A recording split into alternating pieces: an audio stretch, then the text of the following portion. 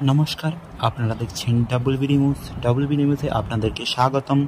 সবার আগে সমস্ত খবর জানার জন্য আমাদের চ্যানেলটিকে সাবস্ক্রাইব করে রাখুন। আগামী সপ্তাহ জুড়ে প্রায় প্রতিটি জেলাতেই কম বেশি বিক্ষিপ্তভাবে বৃষ্টির সম্ভাবনা রয়েছে। কালবৈশাখী ঝড় ও বজ্রপাত থেকে সকলকে আগাম সতর্কতা জারি করা হচ্ছে। কৃষকদের উদ্দেশ্যে বার্তা: বজ্রপাত চলাকালীন আপনারা ফাঁকা মাঠ বা কোনো গাছের নিচে আশ্রয় নেবেন না। সোম ও মঙ্গলবার তীব্র থেকে তীব্রতর বজ্রপাতের সম্ভাবনা রয়েছে। আগামী 15ই মে পর্যন্ত রাজ্যে গরম স্বাভাবিকের তুলনায় কম থাকবে। বৃষ্টি জোরালো সম্ভাবনা রয়েছে এই সময়সীমায়।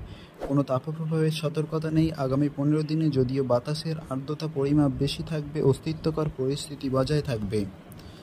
কৃষকদের জন্য সতর্কবার্তা: বর্তমানে ধান কাটার মরশুম চলায় যে কোনো প্রকার ঝড় বৃষ্টি কৃষকদের ক্ষতির কারণ হতে পারে। তাই রবিবারের মধ্যে ঝড় বৃষ্টির প্রবণতা কম থাকায় এই সময়ের ভিতরে সব কাজ করে নেওয়ার জন্য অনুরোধ করা হচ্ছে।